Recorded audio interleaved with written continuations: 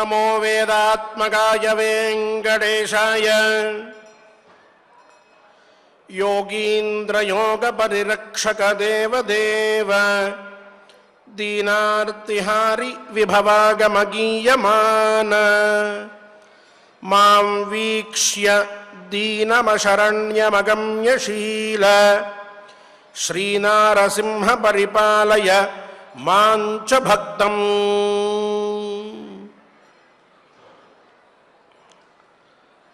सकल विधमुलैन శ్రేయస్సులతో మనందరము నిత్యము జీవనం కొనసాగిస్తూ ఉన్నప్పటికీ కూడా పరమాత్మని ప్రార్థించే సమయంలో అతి దీనుణ్ణి నన్ను రక్షించు అని ప్రార్థించడం సంప్రదాయం. ఏంటి కారణం అంటే మనకి ఎన్ని విభవములు ఉన్నప్పటికీ కూడా అందరూ కోరుకోవలసినటువంటి మనందరికీ తప్పక కావలసినటువంటిది ఒకటి ఉన్నది. అదియే మోక్ష సామ్రాజ్యం. అది పొందే సందర్భంలో ప్రతి ఒక్కరూ కూడా అవిద్యని పోగొట్టుకుని విద్యని సముపార్జించుకోవాలి. ఆ విద్యని సముపార్జించాలి అని అంటే దానికి భగవద్భక్తి ముఖ్యంగా కావాలి. ఆ భక్తి మనలో పెంపొందాలి అని అంటే ముందు మనల్ని చాలా దీనుడిగా పరమాత్మని సర్వోత్కృష్టుడిగా భావించి ఆయన యందు మనస్సు నిలిపి ప్రార్థన చేస్తే ఆ పరమాత్మ యొక్క అనుగ్రహం కలుగుతుంది. భక్తి అనేది మన యందు సుప్రతిష్ఠితమవుతుంది. ఆ పైన మోక్షం కోసం మనందరం కూడా ప్రయత్నించవచ్చు. అందుకనే మహాత్ములైనటువంటి వారు కూడా పరమాత్మని ప్రార్థించేటప్పుడు దీనుణ్ణి నన్ను రక్షించు అని చెప్పి ప్రార్థిస్తూ ఉంటారు. శ్రీ నారసింహస్వామి స్తోత్రంలో కూడా మనం నారసింహ స్తోత్రంలో ఇదే విషయాన్ని ఇప్పుడు విన్నాం. మనందరినీ కూడా దీనులైనటువంటి వారిని సర్వథా రక్షిస్తూ ఉన్నటువంటి తిరుమల క్షేత్ర నివాసి అయిన శ్రీ పరమాత్మని వెంకటేశ్వర స్వామి వారిని మనసా వాచా కర్మణ మనందరం కూడా ప్రార్థిస్తూ ఈనాటి పారాయణానికి అరణ్య పర్వ జ్ఞానప్రదమైనటువంటిది. దానికి సంకల్పం చేసుకుందాం. దేవదేవుని ఆశీస్సులని పొందుదాం. విఘ్నేశ్వర ధ్యానం. నమస్తే గణనాథాయ గణానాం పతయే నమః. భక్తి ప్రియాయ దేవేశ భక్తేభ్యః సుఖదాయక. శ్రీనివాస ధ్యానం అనంత వేద సంవేద్యం నిర్దోషం గుణసాగరం అతీంద్రియం నిత్యముక్తం శ్రీనివాసం భజే నిశం. శ్రీకృష్ణ ధ్యానం వందే నవఘనశ్యామం పీతకౌశేయవాససం సానందం సుందరం శుద్ధం శ్రీకృష్ణం ప్రకృతేః పరం. వ్యాసధ్యానం వేదవ్యాసం స్వాత్మరూపం సత్యసంధం పరాయణం శాంతం జితేంద్రియక్రోధం సశిష్యం ప్రణమామ్యహం. అథ సంకల్పః. శ్రీమదాదివరాహ క్షేత్రే విరాజమానస్య జగద్రక్షణార్థమవతీర్ణస్య శ్రీమదఖిలాండకోటి బ్రహ్మాండ నాయకస్య శ్రీ వెంకటేశ్వర స్వామినః పరిపూర్ణానుగ్రహేణ సర్వేషాం భక్తజనానాం ఆదివ్యాధి నివృత్తి ద్వారా ఆయురారోగ్యైశ్వర్యాభివృద్ధ్యర్థం సర్వారిష్ట నివృత్తి ద్వారా సకల శ్రేయోభివృద్ధ్యర్థం ధర్మార్థకామమోక్షాఖ్య చతుర్విధ పురుషార్థ సిద్ధ్యర్థం సమస్త పాపక్షయార్థం శ్రీ పరమేశ్వర ప్రీత్యర్థం శ్రీమన్మహాభారతే వనపర్వణి యథాశక్తి एकत्रिंशाध्यायान्तर्गता श्लोकपारायणम् आचार्यमुखेन करिष्यामहे। श्रीकृष्णपरब्रह्मणे नमः। नारायणं नमस्कृत्य नरं चैव नरोत्तमं देवीं सरस्वतीं व्यासं ततो जयमुदीरयेत्। न फलादर्शनात् धर्मः शङ्कितव्यो न देवताः यष्टव्यं च प्रयत्नेन दातव्यं च अनसूयत।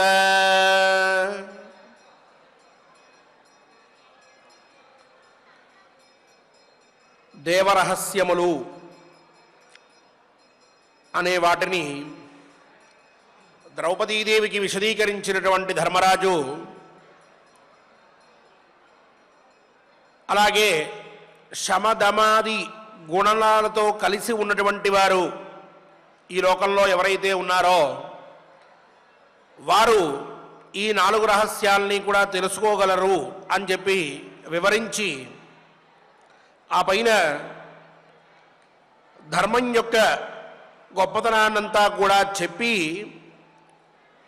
తరువాత ద్రౌపదీదేవి ఏ ఈశ్వరుణ్ణైతే కర్మచేత్ కృతమన్వేతి కర్తారన్నాన్యమృచ్చతి కర్మణ తేన పాపేన లిప్యతే నూనమీశ్వరః అని ఈశ్వరుణ్ణి ఒక విధంగా నిందిస్తూ ఉన్నట్లుగా, అలాగే ఆర్యశాస్త్రాత్కే కూరురే లుబ్ధే ధర్మాపచాయిని ధార్తరాష్ట్రే శ్రియం దత్వా ధాతా కిం ఫలమశ్నుతే అంటూ, నీలాంటి వాడిని విడిచిపెట్టి దుర్యోధనుడు లాంటి వాడికి ఐశ్వర్యాన్నంతా ఇచ్చి ఆ ఈశ్వరుడు మటుకు ఏం ఫలం పొందుతాడు అంటూ ఈశ్వరుణ్ణి నిందించినట్లుగా మాట్లాడింది. ధర్మం యొక్క గొప్పదనాన్ని గురించి చెప్పాడు.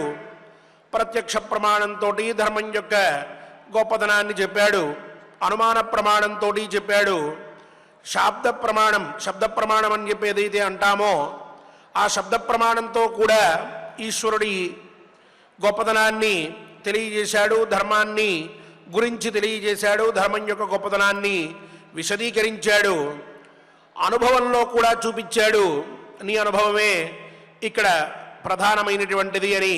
ఆ పైన ఇప్పుడు ధర్మరాజు ధర్మానికి సంబంధించినటువంటి చెప్పవలసిన అన్ని మాటలు కూడా స్పష్టంగా ద్రౌపదీదేవికి వివరించి, ఆ పైన ఈశ్వరుడి విషయంలో అంటే పరమాత్మ విషయంలో ఆ దేవుడు మనల్ని సరిగ్గా చూడడు, మనల్ని కన్నబిడ్డల వలె చూడడు, ఒకరిని ఒక రకంగా చూస్తాడు, ఇంకొకరిని ఇంకో రకంగా చూస్తాడు అంటూ ఏవైతే మాటలు ఆవిడ మాట్లాడిందో ఆ మాటలకి అన్నిటికీ కూడా సమాధానంగా ఒకే మాట మాట్లాడుతూ ఉన్నాడు.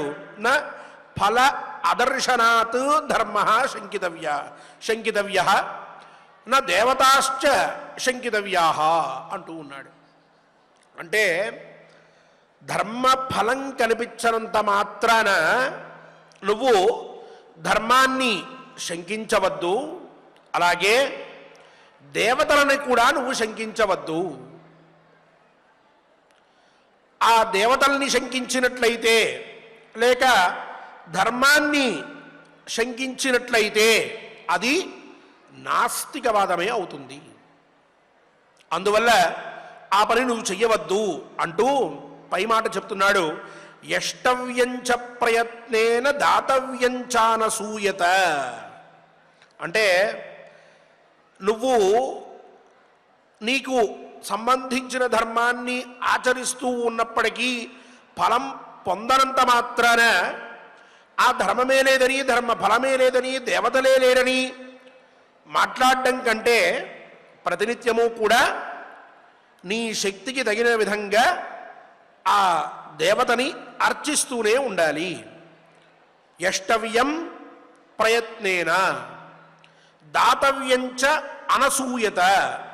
అంటే దోష దృష్టి లేకుండా, అలాగే ఎటువంటి అనుమానాన్ని కూడా మనసులో పెట్టుకోకుండా ఎప్పటికెప్పుడు దానాలు చేస్తూ ఉండాలి, ధర్మాలు చేస్తూ ఉండాలి, యజ్ఞయాగాదులు చేస్తూ ఉండాలి, పూజలు వ్రతాలు నోములు చేసుకుంటూ ఉండాలి.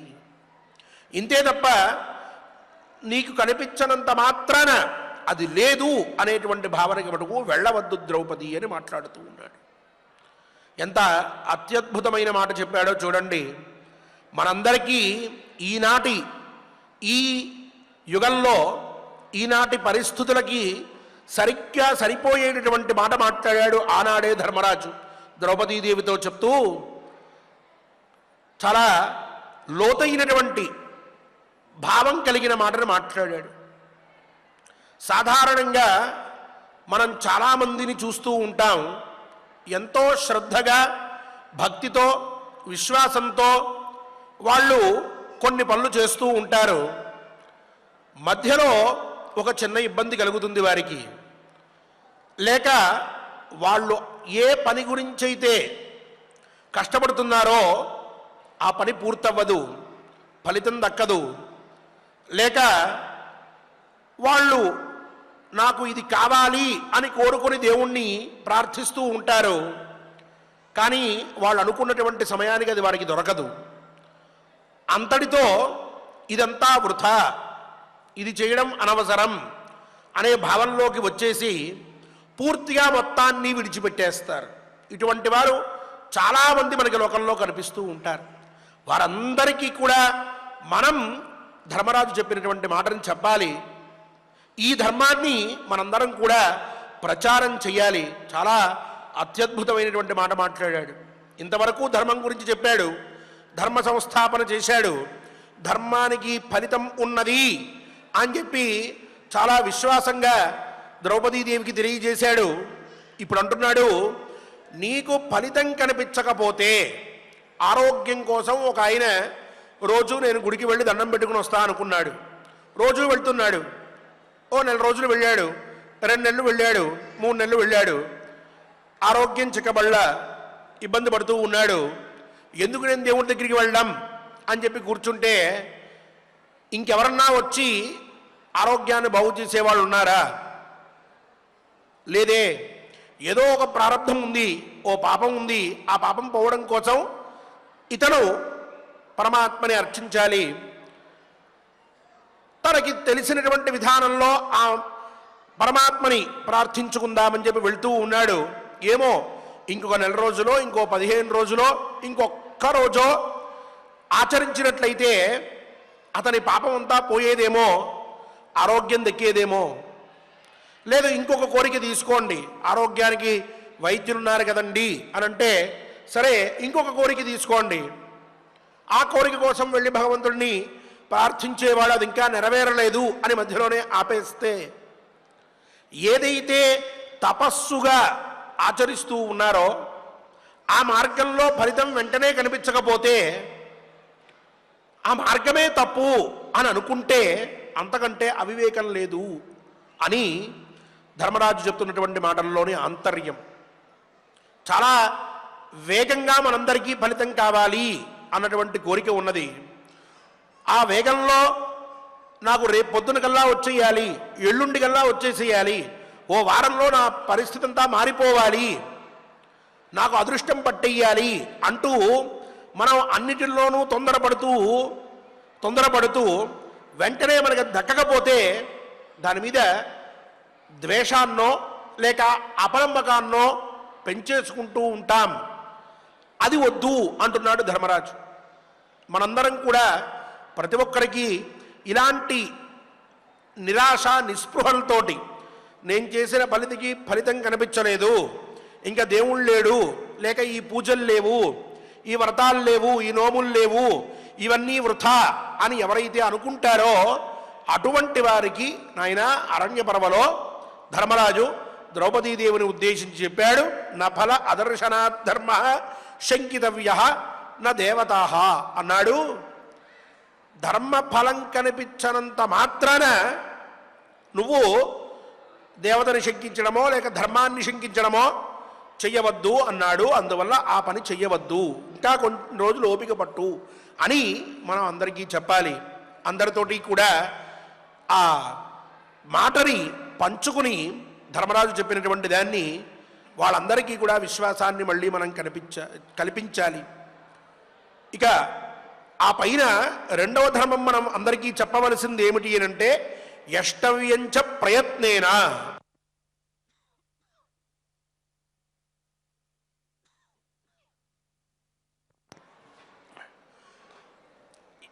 యష్టవ్యంచ ప్రయత్నేన దాతవ్యం చానసూయత. ఈ వాక్యం ఇంకా విశిష్టమైనటువంటిది. నాయనా, నువ్వు కొన్ని రోజులు ప్రయత్నం చేసావు, 1 నెల రోజులో, 2 నెలల్లో, 3 నెలల్లో, 6 నెలల్లో, సంవత్సరమో 2 సంవత్సరాలో ఓ ప్రయత్నం చేశావు, పరమాత్మని అర్చించావు, గుడికి వెళ్ళావు, లేక రోజు ఇంట్లో ఏదో పూజ చేసుకుంటూ ఉన్నావు, స్తోత్రపారాయణం చేసుకుంటూ ఉన్నావు. నిజమే, నీకు ఇంకా ధర్మఫలం కలగలేదు. ఆ ధర్మఫలం కనిపించనంత మాత్రాన ఇది తప్పు అని చెప్పి మటుకు నువ్వు అనవద్దు. ఎందుకు అంటే చూడండి, ఒక వ్యక్తి కొంత ప్రయత్నం చేస్తాడు, కొన్ని రోజుల పాటు పూజో హోమమో ఇంకోటో చేస్తాడు, అతనికి ఫలితం దక్కుతోంది. ఇంకొక అతను కొన్ని రోజులు ప్రయత్నం చేస్తాడు, అతనికి దక్కదు. ఈ ఇద్దరిలో వ్యక్తి బట్టి అక్కడ ఫలితం రావడం ఆలస్యం అవుతోందా, మంత్రం బట్టి లేక ఆ పూజ బట్టి దేవత బట్టి వచ్చేటటువంటి ఫలితం ఆలస్యంగా ఉన్నదా అంటే వ్యక్తి బట్టే ఆలస్యం తప్ప ఆ పరమాత్మ బట్టి ఆలస్యం కాదయ్యా అని చెప్పింది శాస్త్రం. ఒకరికి తొందరగా వచ్చేసింది అంటే అతని ప్రారంధం అంత తక్కువగా ఉంది అని అర్థం. ఒకరికి 3 ఏళ్లకి 5 ఏళ్లకి 10 ఏళ్లకి ఇంకా కలగలేదు అని అంటే ప్రారంధం అంత బలీయంగా ఉంది అని అర్థం.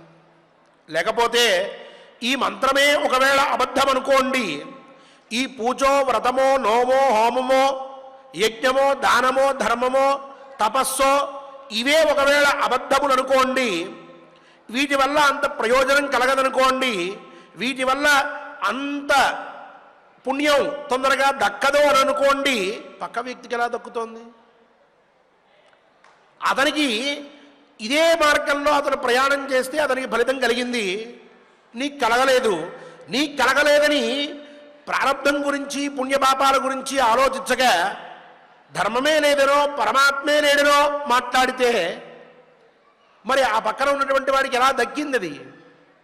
దీనికే శాస్త్రంలో చెప్పారు, నాయన కర్తృ కర్మ సాధన భేదాత్ అన్నారు.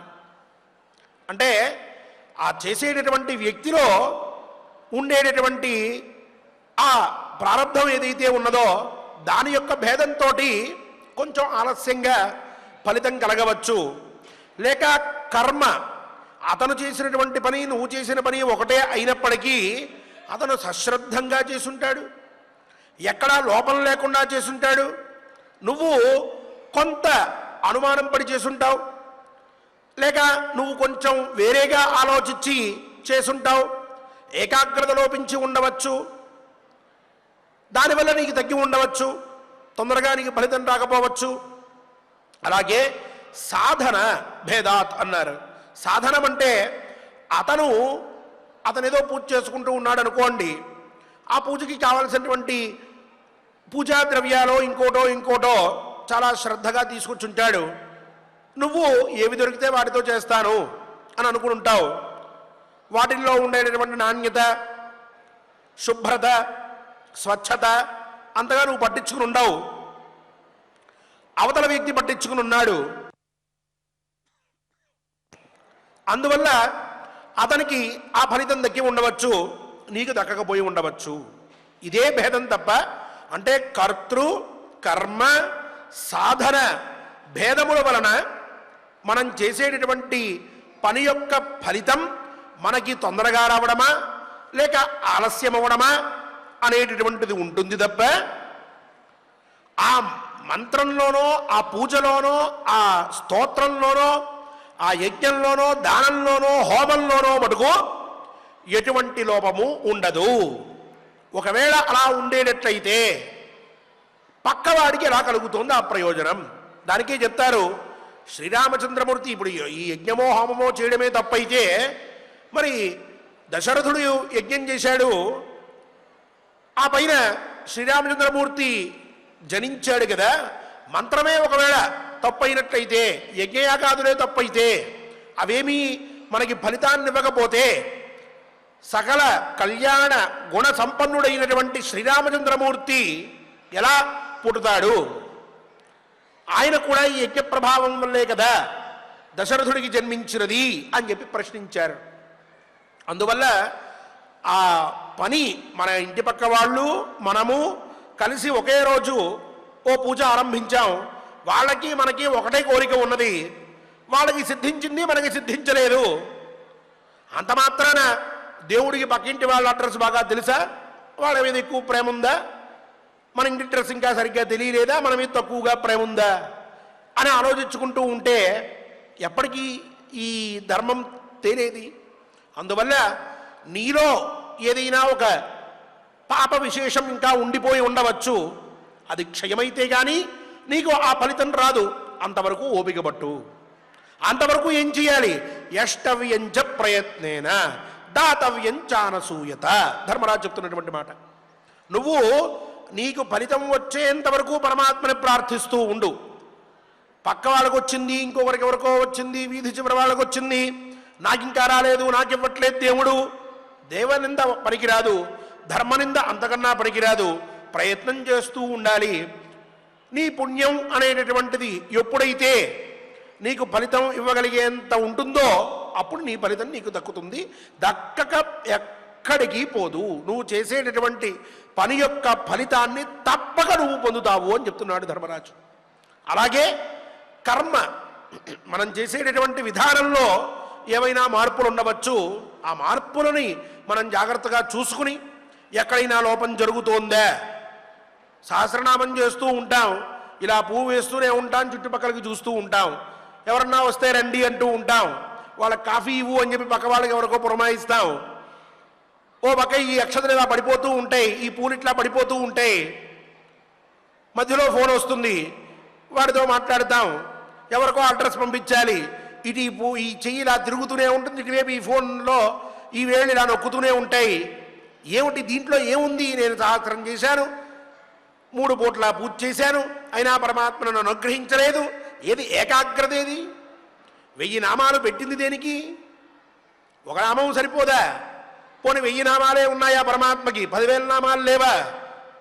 ఎందుకు ఆ 1000 నామాలు అని అంటే, ఆ 1000 నామాల్లో ఒక్క నామాన్ని పలుకుతున్నప్పుడైనా సరే ఆ పరమాత్మ యొక్క దివ్య గుణ సుందర విశేషమంతా కూడా మన బుద్ధిలోకి వచ్చి ఆ పరమాత్మని మనం మనసారా సాక్షాత్కరించుకుని, ఓ పరమాత్మ నీ అనుగ్రహంతో నాకు నీ యొక్క గొప్పతనంతో నీ అనుగ్రహ విశేషంతో నా ప్రారంధమంతా క్షయమయ్యి పుణ్యం నాకు కలిగి నీ అనుగ్రహంతో నేను బాగుండాలయ్యా, అలా అనుగ్రహించు అని చెప్పి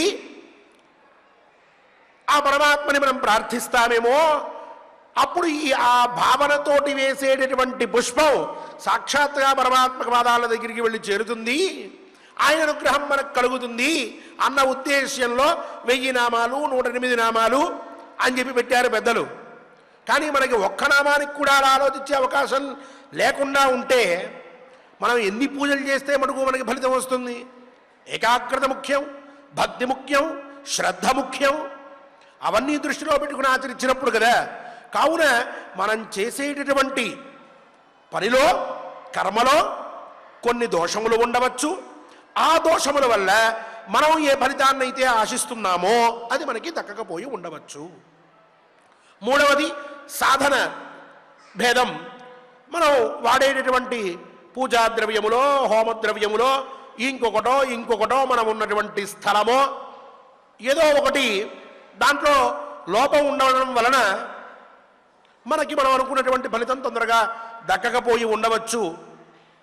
ఇవన్నీ శాస్త్రంలో కర్త గుణాలు ఎలా ఉండాలి, కర్మ చేసేటప్పుడు ఎలా ఉండాలి, సాధనములు అంటే మనం ఆ పని చేయడానికి ఉపయోగించుకునేటటువంటి వస్తువులు ఏ విధంగా ఉండాలి, వాటి లక్షణాలు ఏమిటి అంటూ శాస్త్రంలో అన్నీ చెప్పారు. అవన్నీ తెలుసుకుని దాన్ని బట్టి మనం ఆచరిస్తే మనకి దక్కేటటువంటి ప్రయోజనం తొందరగా దక్కుతుంది. ఎక్కడైనా లోపం జరిగినట్లయితే ఇంకా ఇంకా అభ్యాసం చేయాలి.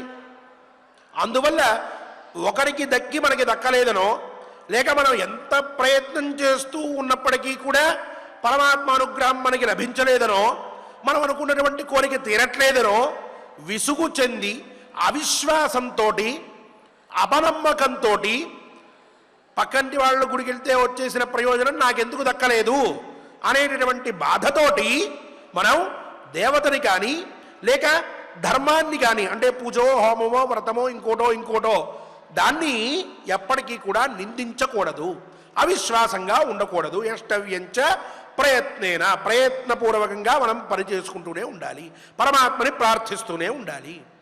దాతవ్యంచ అనసూయత, ఇచ్చేటటువంటి ద్రవ్యాన్ని దానాన్ని చేస్తూనే ఉండాలి. ఎప్పుడూ కూడా మనం ఆ విషయంలో అపనమ్మకాన్ని పెట్టుకోకూడదు, దోష దృష్టితోటి ఉండకూడదు. అందుకే చెప్తారు, మంత్రం విషయంలో కానీ, జ్యోతిష్కుడి విషయంలో కానీ, గురువుగారి విషయంలో కానీ యాదృశీ భావన తత్ర సిద్ధిర్భవతి తాదృశీ అంటారు.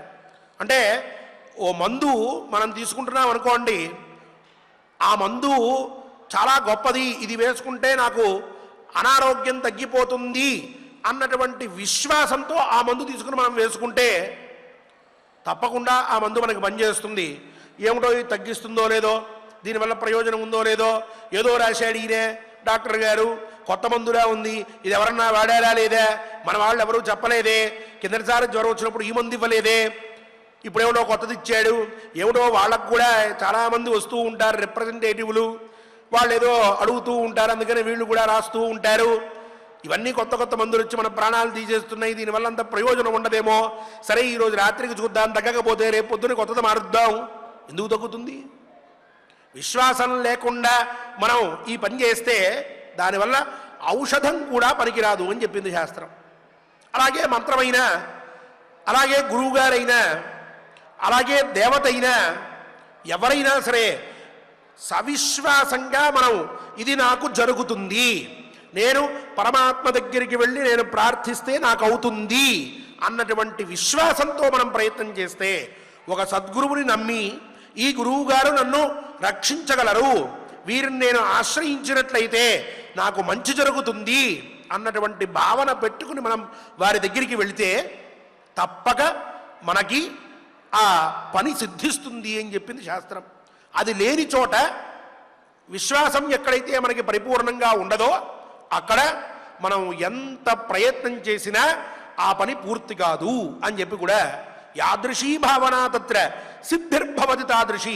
ఎంత విచిత్రంగా చెప్తుందంటే శాస్త్రం, చూడండి, నీకు ఏ భావన అయితే ఉంటుందో మంత్రం విషయంలో కానీ, ఓషధి విషయంలో కానీ, అంటే మందుల విషయంలో కానీ, గురువుగారి విషయంలో కానీ, జ్యోతిష్కుడి విషయంలో కానీ, దేవత విషయంలో కానీ నీకు ఎటువంటి భావన ఉన్నదో దీనివల్ల నాకు మంచి జరుగుతుంది అని కానీ, లేక ఏదో ప్రయత్నం చేద్దాంలే దక్కితే ఏదో లాటరీలాగా దక్కుతుంది అని అటు ఇటు కాకుండా ఉండేటటువంటి విధంగానో, లేక నలుగురు వెళ్తున్నారు కాబట్టి మనం వెళ్ళకపోతే నిందిస్తారు, లేక మనం వేసుకోకపోతే తిడతారు, మనల్ని విచిత్రంగా చూస్తారు అని చెప్పి సమాజం కోసమో నలుగురు కోసమో ఏదో మనం నటిస్తూ ప్రయత్నం చేస్తేనో మనకి ఏ భావన ఈ మూడిట్లో ఉన్నదో ఖచ్చితంగా అటువంటి భావనే నీకు సిద్ధిస్తుంది అని చెప్పారు. సవిశ్వాసంగా చేశామనుకోండి పరమాత్మ అనుగ్రహం మనకు కలుగుతుంది, లేక గురువుగారి అనుగ్రహం కలుగుతుంది, మనం తీసుకున్నటువంటి ఓషధి మనకి పనిచేస్తుంది, లేక మనం ఏ జ్యోతిష్కుడి దగ్గరికి వెళ్ళి నమ్మి ఆయన దగ్గర చెప్పుకుంటున్నామో ఆయన చెప్పింది మనకు అలాగే జరుగుతుంది. అదే అనుమానంతో వెళ్ళామనుకోండి చివరికి కూడా అనుమానమే మిగులుతుంది. సంశయాత్మ వినశ్యతి అని చెప్పి గీతలో చెప్పినటువంటి మాట అక్కడ సార్థకమవుతుంది. లేక అవిశ్వాసంతో వెళ్ళామనుకోండి మనం చేసే పనికి ఏమాత్రమూ ప్రయోజనం ఉండదు. అందువల్ల ఆ సిద్ధి నీకు కలగాలి అనంటే ముందు నీకు విశ్వాసం ఉండాలి అని చెప్పింది శాస్త్రం.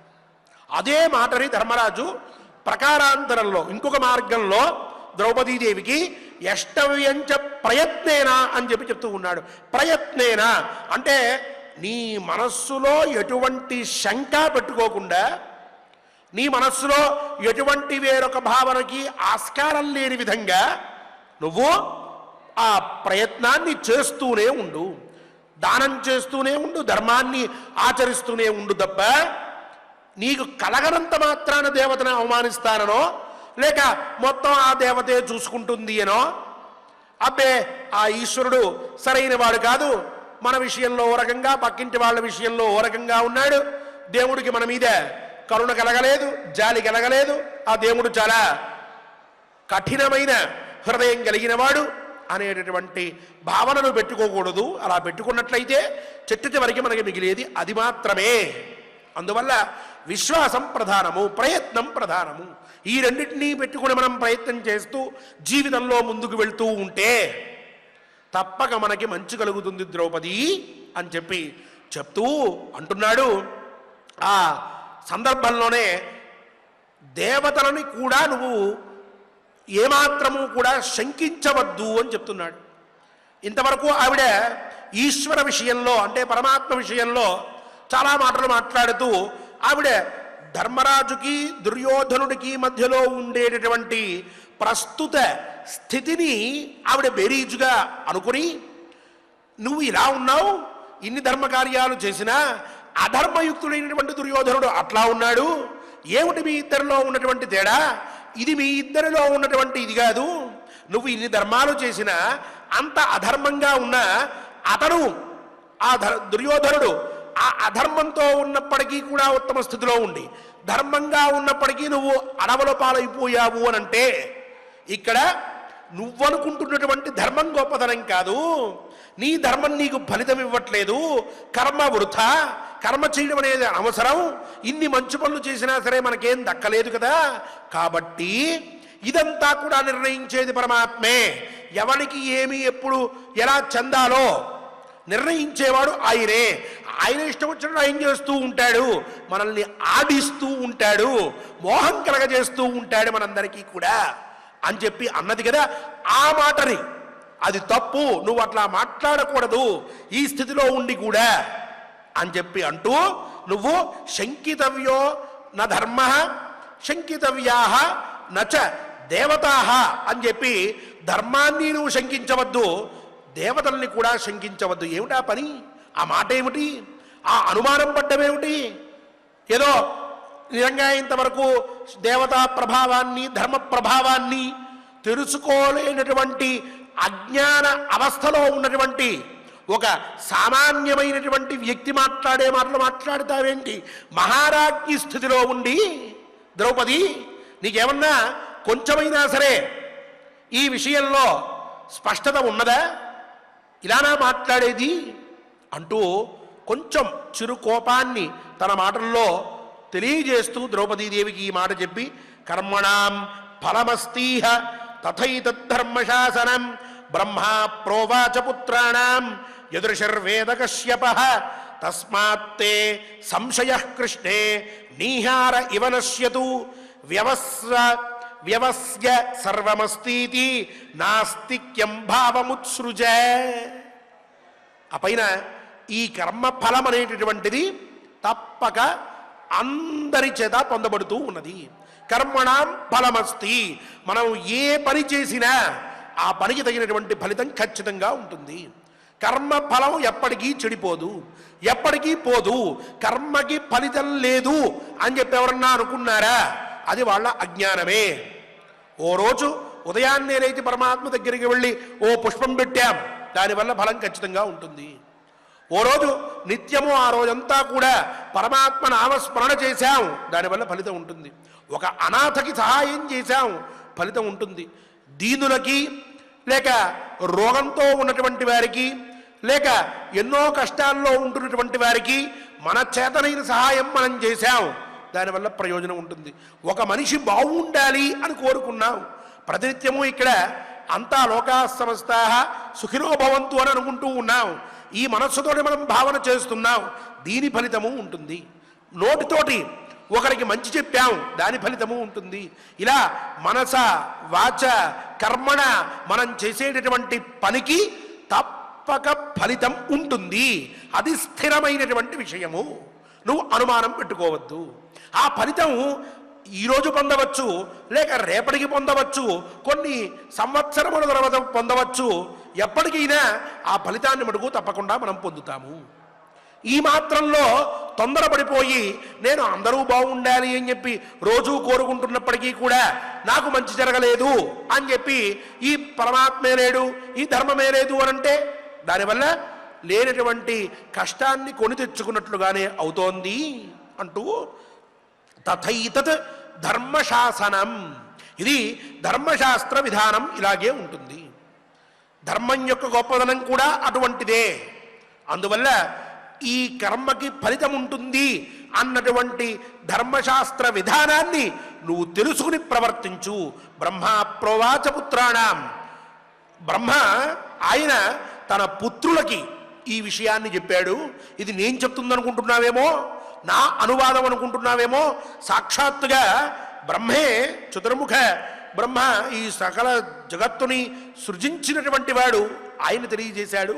పైగా కశ్యప మహర్షి ప్రజా కాశ్యప సంభవ అని చెప్పి ఈ ప్రపంచంలో మనుష్యులు అందరూ కూడా వృద్ధి చెందడానికి మొట్టమొదటిగా తన యొక్క సంతానాన్ని వృద్ధి చేసి తద్వారా మనందరినీ కూడా వృద్ధి చేసినటువంటి కశ్యప మహర్షి ఎవరైతే ఉన్నారో, మానవ జన్మకి ఇంత మానవ సంఘానికి కారణభూతుడైన మహాత్ముడు అటువంటి కశ్యప మహర్షి కూడా ఈ విషయాన్ని స్పష్టంగా తెలుసుకున్నటువంటి వాడు ద్రౌపది.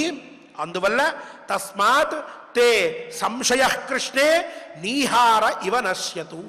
మంచుగడ్డ అది కాస్త దానికి వేడి తగిలితే క్షణాల్లో ఎలా అయితే దాని స్వరూపాన్ని మొత్తాన్ని కూడా పోగొట్టుకుని నీళ్ళలాగా మారిపోయి క్షణకాలంలో అది నశించిపోతుందో అటువంటి విధంగా నీ సంశయం కూడా నశించిపోవుగాక.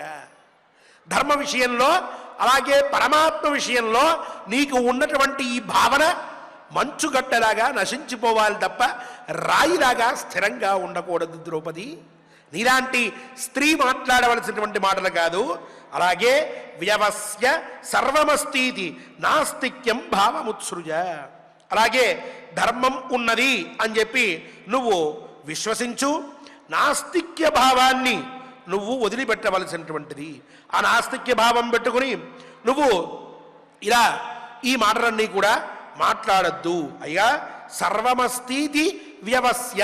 వ్యవస్య అంటే ఇచ్చారు వ్యాఖ్యానంలో చక్కగా నిశ్చిత్య అని చెప్పి. సమస్తమైనటువంటి ధర్మము ఉన్నది, సత్యము. ఇదంతా కూడా ఆ పరమాత్మ ఆడిస్తున్నటువంటి నాటకం కాదు. మనం ధర్మం ఆచరిస్తే మనకి ధర్మఫలం దక్కుతుంది అని నిశ్చయం చేసుకుని నాస్తిక్య భావాన్ని, అంటే దేవుడు లేడు అనేటటువంటి భావం ఏదైతే ఉన్నదో అది నాస్తిక్యం కాదు. వేదములు లేవు అని కానీ, వేద ప్రతిపాదితములైనటువంటి ధర్మములు లేవు అని కానీ అనుకోవడమే నాస్తిక్యము అని చెప్పి ఈ అధ్యాయ ఆరంభంలో మనం చెప్పుకున్నాం. అటువంటి భావాన్ని నువ్వు విడిచిపెట్టు, దాన్ని నువ్వు మనసులోకి తెచ్చుకోవద్దు అని చెప్పి ఈశ్వరంచాపి భూతానాం ధాతారమ్మా చ వైక్షిప శిక్షస్వైనం నమస్వైనం మాతే భూత్ బుద్ధిరీదృశీ యస్య ప్రసాదాత్ తద్భక్తః మర్త్యో గచ్చత్యమర్త్యతాం ఉత్తమాం దేవతాం కృష్ణే మావంస్థాః కథంచన. ఈశ్వరంచాపి భూతానాం, ఈ సమస్త ప్రాణికోటికి కూడా ఈశ్వరుడు ఎవరైతే ఉన్నారో ప్రభువు, అలాగే వీళ్ళందరినీ పుట్టించడం, వీళ్ళందరినీ పెంచడం, మళ్ళీ వీళ్ళందరినీ నశింపచేయడం అనేటటువంటి పనుల యందు ఎవరికైతే సర్వాధికారములు ఉన్నాయో అటువంటి పరమాత్మని నువ్వు నిందిస్తూ ఉన్నావు. చాలా పొరపాటైనటువంటి విషయం. అలాంటి పనులు నువ్వు చెయ్యకూడదు. ఆక్షేపించవద్దు దేవతని. దేవతాక్షేపణం చాలా నికృష్టమైనటువంటి పాపం. అటువంటి పాపాన్ని నువ్వు ఆచరించవద్దు. ఎందుకు దేవతని ఆక్షేపించి దేవుడు ఉన్నాడా లేదా అని ఈ భావంలోకి నువ్వు వెళ్ళకూడదు. శిక్షస్వైనం నమస్వైనం. నువ్వు శాస్త్రములు ఏవైతే చెప్పాయో వేదములు ఏవైతే చెప్పాయో అలాగే మహానుభావులైనటువంటి ఈ పండితులు అలాగే యోగులు జ్ఞాన సముపార్జన చేసినటువంటి మహాత్ములు ఎవరైతే ఉన్నారో వాళ్ళందరి యొక్క ఉపదేశాలు జాగ్రత్తగా వింటూ పరమాత్మ ఏదైతే దివ్యమైనటువంటి గుణ విశేషంతో ఉన్నాడో ఆ పరమాత్మను తెలుసుకునేటటువంటి ప్రయత్నం చెయ్యి. ఈశ్వరుణ్ణి తెలుసుకుని ఆయన యొక్క గొప్పతనాన్ని మొత్తాన్ని తెలుసుకుని నువ్వు నీ జీవనాన్ని కొనసాగించవలసినది. అంతే తప్ప సామాన్యంగా ఆయనకి దుర్యోధనుడి మీద ఒక ప్రేమ ఉంది, మన తెర మీద ఒక ప్రేమ ఉన్నది, ఇలాంటి మాటలు మాట్లాడవద్దు. అది చాలా పొరపాటైనటువంటి విషయము అంటూ మళ్ళీ అంటున్నాడు, శిక్షస్వైనం నమస్వైనం.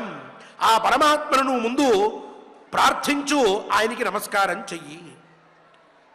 ఓ దేవుడా, నేనేదో పొరపాటు మాట్లాడాను క్షమించు అన్నటువంటి భావంతో నువ్వు ఆయన యందు ప్రవర్తించు తప్ప ఇలా ఈ నాస్తిక్యవాదాన్ని నువ్వు మొదలు పెట్టవద్దు. మా భూత్ బుద్ధి ఈదృశి, నీకు మళ్ళీ ఇటువంటి బుద్ధి కలక్కుండుగాక. ఏమిటి ఈ మాట? ఏమిటి నీలాంటిది మాట్లాడడం ఏమిటి? ఇదేమన్నా నలుగురు ఒప్పుకునేటటువంటి పనేనా ద్రౌపది? నీకు ఆ భావన కలగకుండా ఉంటే మంచిది. పైగా ఎవడైతే ఈశ్వరుడు యొక్క అనుగ్రహంతో పరిపూర్ణుడవుతాడో అటువంటి వాడు మర్త్య అమర్త్యతాంగ్యాతి. వాడు సామాన్యమైనటువంటి మనుష్యుడైనప్పటికీ కూడా దేవతాత్మ భావాన్ని పొందుతాడు. అంతటి గొప్ప విశేషం ఉంది. ఆ పరమాత్మ యొక్క అనుగ్రహం లభించినంత మాత్రముననే అసమర్థుడైనటువంటి వాడు సమర్థుడవుతాడు, అవిద్వాంసుడైనటువంటి వాడు విద్వాంసుడవుతాడు, పాపి అయినటువంటి వాడు పుణ్యాత్ముడవుతాడు, అజ్ఞాని అయినటువంటి వాడు మహాజ్ఞాని అవుతాడు. అందువల్ల ఆ పరమాత్మ యొక్క అనుగ్రహం కలిగినటువంటి వాడి యొక్క స్వభావం ఎంత ఉత్కృష్టమైనటువంటిదో తెలుసుకుని సామాన్యమైనటువంటి వాణ్ణి కూడా మహాపురుషుణ్ణి చేయగలిగేటటువంటి శక్తి సామర్థ్యాలు కలిగి ఉన్నటువంటి ఉత్తమమైనటువంటి దేవతని, ఆ పరమాత్మని, ఈశ్వరుణ్ణి నువ్వు ఈ విధంగా మళ్ళీ ఇంకోసారి ఎప్పుడూ కూడా మావమంస్థాహ అవమానించవద్దు. ఇలాంటి అవమానములు నువ్వు ఎప్పుడూ కూడా దేవతా విషయంలో చెయ్యకూడదు. అలా చేసినట్లయితే నీకు చాలా కష్టకాలం అనేటటువంటిది ప్రాప్తిస్తుంది. అటువంటి పనులు చెయ్యక ధర్మంయందు దేవతయందు విశ్వాసంతో భక్తితోటి ఎల్లప్పటికీ కూడా ఆ ధర్మ ఫలం ఉంటుంది అనేటటువంటి విషయాన్ని గుర్తుపెట్టుకొని పరమాత్మ యొక్క గొప్పతనాన్ని కూడా గుర్తించి ఆయనకి నమస్కరిస్తూ ఆయన యొక్క తత్వాన్ని తెలుసుకోవడానికి ప్రయత్నం చేస్తూ జీవించవలసినటువంటి దానివి నువ్వు తప్ప ఇలా మాట్లాడవలసినటువంటి దానివి కాదు అని చాలా పెద్దగా తన యొక్క మాటల్లో తీక్షణతని ఇంకొంత పెంచి ద్రౌపదీదేవి మళ్ళీ అటువంటి మాటలు మాట్లాడే సాహసం చేయకుండా ఉండడానికి ఏ మాటలు చెప్పాలో అటువంటి మాటలన్నీ కూడా చెప్పి తన యొక్క ప్రసంగాన్ని ముగించాడు. మళ్ళీ రేపటి రోజున ఆవిడ ఇన్ని మాటలు విన్న తర్వాత తన యొక్క అభిప్రాయాన్ని మనం ఆరంభంలోనే చెప్పుకున్నాం. తను ఇంకా మాట్లాడవలసి ఉండగా మధ్యలో ధర్మరాజు ఒక్క నిమిషం ద్రౌపది అంటూ మాట్లాడాడు అని అనుకున్నాం. అంటే ఆవిడ ప్రసంగం ఇంకా ఉన్నది. ఆ ప్రసంగం ఏమిటో రేపటి రోజున మనందరం కూడా ఆరంభించుకుని శ్రద్ధగా విందాం. ఆవిడ ఇంకా కొన్ని మాటలు చెప్తూ ఉన్నది. ఆవిడ మాటలు పూర్తయిన తర్వాత భీముల వారు ఆయన చాలా అత్యద్భుతమైనటువంటి మాటలు మాట్లాడబోతూ ఉన్నాడు. వాటి విషయాన్ని కూడా మనం విని ఆ పైన ధర్మరాజు వీళ్ళిద్దరికీ కలిపి ఏ విధంగా సమాధానం చెప్పాడో కూడా విందాం.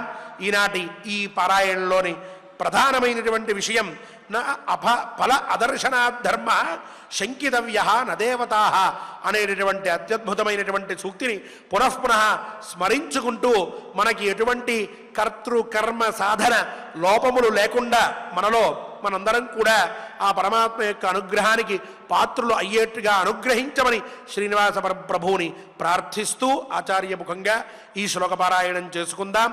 దేవదేవుని అనుగ్రహ పాత్రులమవుదాం. ఓం నమో వెంకటేశాయ. ఓం నమో వెంకటేశాయ.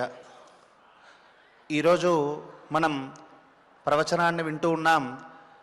అందులో ఉన్నటువంటి విషయం ఏమిటి అని అంటే, ఈ ధర్మాచరణ ద్వారా మనకు పాపము లేదా పుణ్యము అనేటటువంటిది మనకు ప్రాప్తిస్తుందా లేదా అనేటటువంటి విషయాన్ని మనం చర్చించుకుంటూ ఉన్నాం. ఒక చిన్న ఉదాహరణ చూద్దాం. ఇప్పుడు మనకు ఆకలి వేస్తోంది. ఆకలి వేస్తోంది అని అంటే మనం ఏం చేస్తాం అని అంటే, ఒక పాత్ర తీసుకుంటాం, ఓ 2 గ్లాసుల బియ్యం వేసుకుంటాం, దాన్ని బాగా కడిగి కుంపటి ఎందు పెట్టేస్తాం. అది అన్నంగా పక్వమవుతుంది. అన్నం అయ్యాక దానిని మనం భోంచేస్తాం. భోంచేసిన వెంటనే మనకు కలిగేటటువంటి స్థితి ఏమిటి అని అంటే, ఆకలి అనేటటువంటిది తీరుతుంది. ఇది మనందరికీ కూడా తెలిసినటువంటిదే.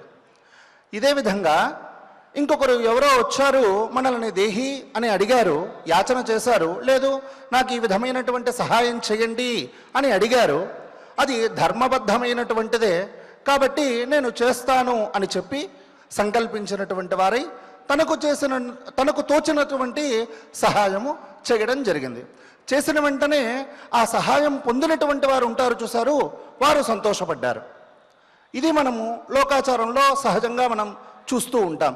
అంటే ఇక్కడ ఆకలి తీరడం ఏదైతే ఉందో, ఇక్కడ సహాయం పొందాక వీడికి కలిగేటటువంటి ఆనందం ఏదైతే ఉందో, అది కర్మ జరిగిన వెంటనే వచ్చేటటువంటి ఫలం అనుకుందాం కాసేపు. కానీ ఈ వేదశాస్త్రాలు మనకు, వేదములు ఏం చెబుతున్నాయి అని అంటే, ధర్మాచరణ చేయడం వలన ఖచ్చితంగా అపూర్వమైనటువంటి ఫలాన్ని నువ్వు పొందుతావు. అది ఎలా పొందుతావు? అపూర్వం అంటే ఏంటి? దానినే పుణ్యము అని చెబుతూ ఉన్నారు. దాన్ని ఏ విధంగా మనం పొందుతాము అనంటే, ఇప్పుడు ఉదాహరణకు మనం భోజనం చేసాం, ఆకలి తీరింది అని అనుకున్నాం కదా. శాస్త్రంలో ఏం చెబుతున్నారు అని అంటే, జాతాన్యన్నేన వర్ధంతే అని వేదవాక్యం. తిన్నటువంటి వారు ఎవరైతే ఉన్నారో, పుట్టినటువంటి వారు ఎవరెవరైతే ఉన్నారో వారందరూ కూడా ఖచ్చితంగా భోజనము ద్వారా, అంటే తినడము ద్వారానే, అన్నము ద్వారానే వారు వర్ధిల్లుతున్నారు. మరి అన్నప్రాశన రోజు మనం భోంచేస్తాం.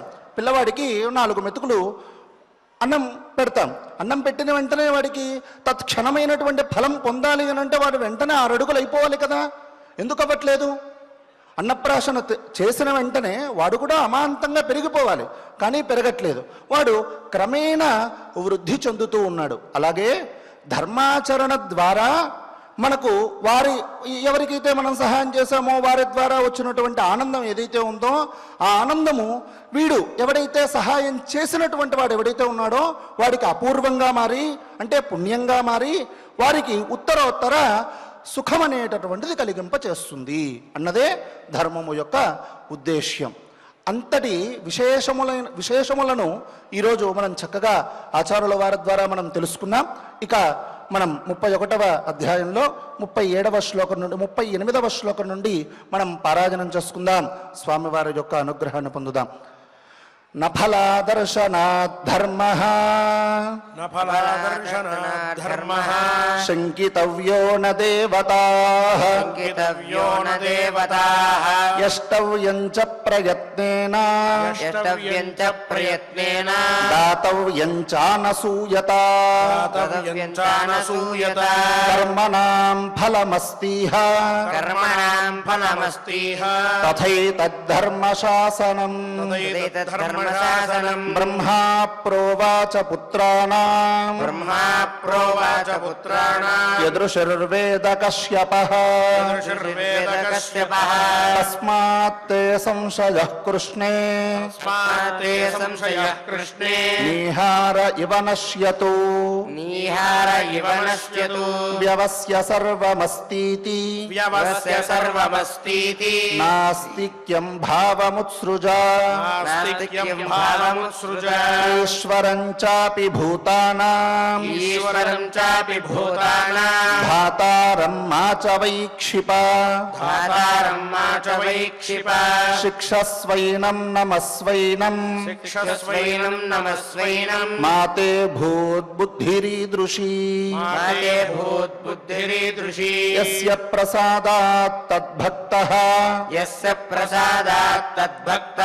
మర్త్యో गच्छत्यमर्त्यताम् मर्त्यो गच्छत्यमर्त्यताम् उत्तमान् देवतान् कृष्णे उत्तमान् देवताम् कृष्णे मावमंस्थाः कथञ्चन ममंस्ताः कथञ्चन इति श्रीमन्महाभारते श्रीमन्महाभारते वनपर्वान्तर्गता वनपर्वान्तर्गता अर्जुनाभिगमनपर्वणि अर्जुनाभिगमनपर्वणि युधिष्ठिरवाक्ये युधिष्ठिरवाक्ये एकत्रिंशोऽध्यायः एकत्रिंशोऽध्यायः ఓం నమో వెంకటేశాయ. వేణుగోపాల్ గారు మరియు ఇతర అన్నమాచార ప్రాయటి కళాకారులందరితో కలిసి గోవిందనామ సంకీర్తనం చేసుకుందాం. దేవదేవుడి అనుగ్రహ పాత్రులమవుదాం.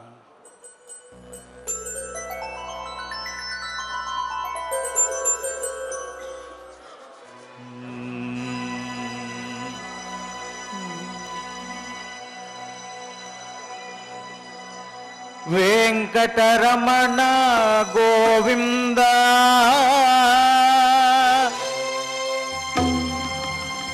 సంకటహరణ గోవింద గోవింద హరి గోవింద వెంకటరమణ గోవింద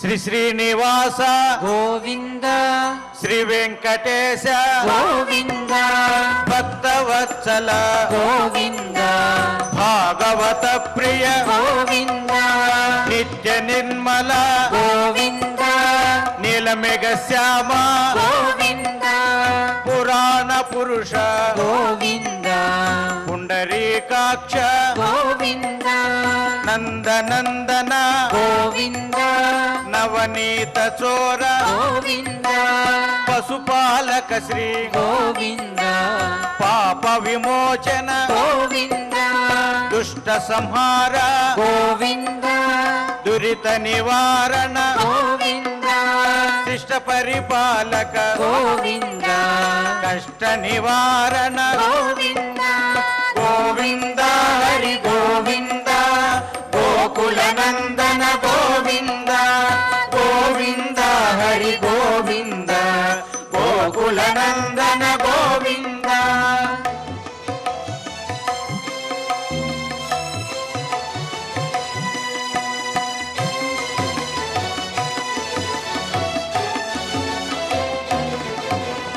వజ్రమకుటధర గోవింద వరాహమూర్తి గోవింద గోపీ జనలోల గోవింద గోవర్ధనోధార గోవింద దశరథ నందన గోవింద దశముఖమర్ధన గోవింద పక్షివాహన గోవింద పాండవ ప్రియ గోవింద మత్స్యకూర్మ గోవింద మధుసూదన హరి గోవింద వరాహ నరసింహ గోవింద వామన భృగురామ గోవింద బలరామానుజ గోవింద బౌద్ధ కల్కిధర గోవింద వేణుగాన ప్రియ గోవింద వెంకటరమణ గోవింద గోవింద హరి గోవింద గోకుల నందన గోవింద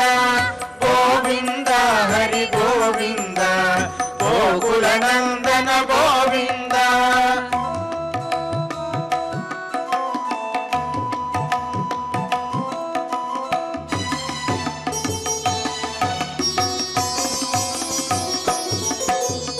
సీతానాయక గోవింద శ్రిత పరిపాలక గోవింద దరిద్ర జన పోషక గోవింద ధర్మ సంస్థాపక గోవింద అనాథ రక్షక గోవింద ఆపద్బాంధవ గోవింద శరణాగత వత్సల గోవింద కరుణాసాగర గోవింద కమలదలాక్ష గోవింద కామిత ఫలద గోవింద పాప వినాశక గోవింద పాగి మురారే గోవింద శ్రీముద్రాంకిత గోవింద శ్రీవత్సాంకిత గోవింద ధరణీ నాయక గోవింద దినకర తేజ గోవింద గోవింద హరి గోవింద గోకుల నందన గోవింద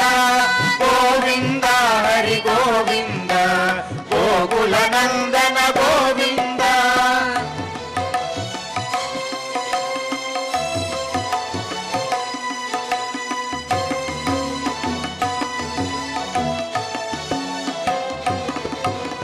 పద్మావతి ప్రియ గోవింద ప్రసన్నమూర్తి గోవింద అభయహస్త గోవింద అక్షయ వరద గోవింద శంఖ చక్రధర గోవింద చార్గ గదాధర గోవింద విరజాతిరస్త గోవింద విరోధి మర్దన గోవింద సాల గ్రామధర గోవింద సహస్రనామ గోవింద లక్ష్మీ వల్లభ గోవింద లక్ష్మణాగ్రజ గోవింద కస్తూరి తిలక గోవింద కాంచనాంబ్రధర గోవింద గరుడ వాహన గోవింద గజరాజ రక్షక గోవింద గోవింద హరి గోవింద గోకుల నందన గోవింద గోవింద హరి గోవింద గోకుల నందన గోవింద.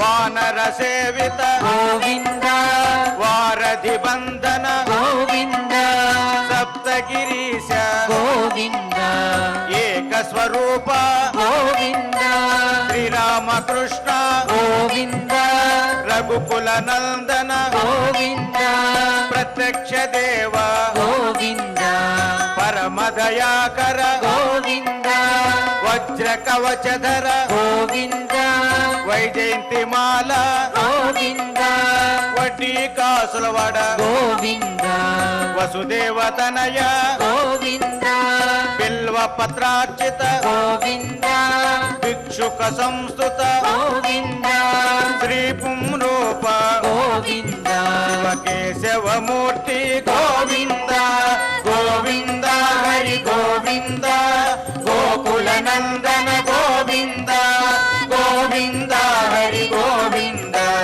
గోకుల నందన గోవింద.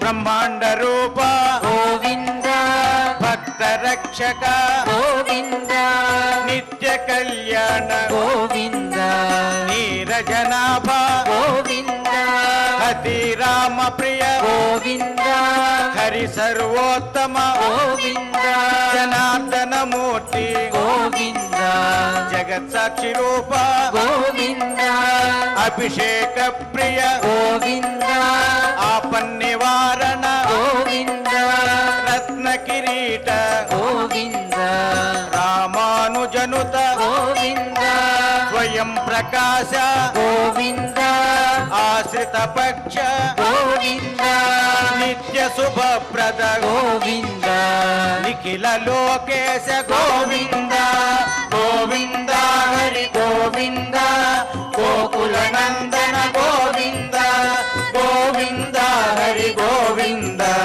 గోకుల నందన గోవింద.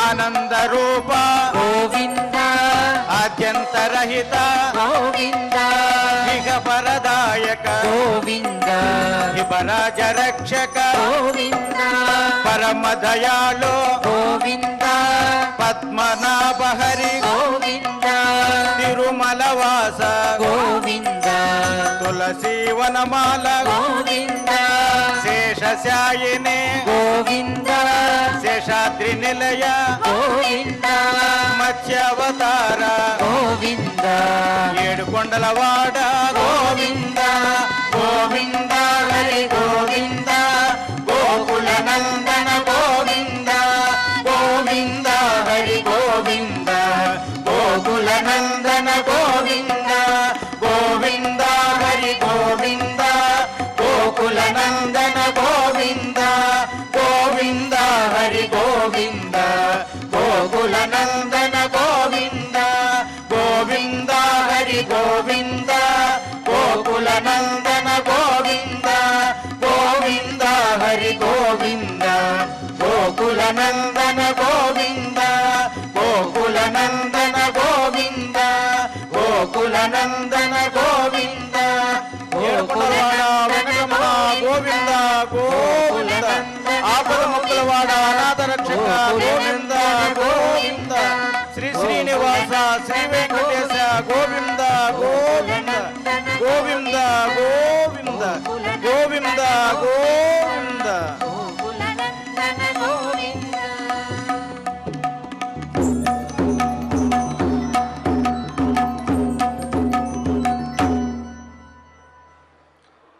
ఓం నమో వెంకటేశాయ.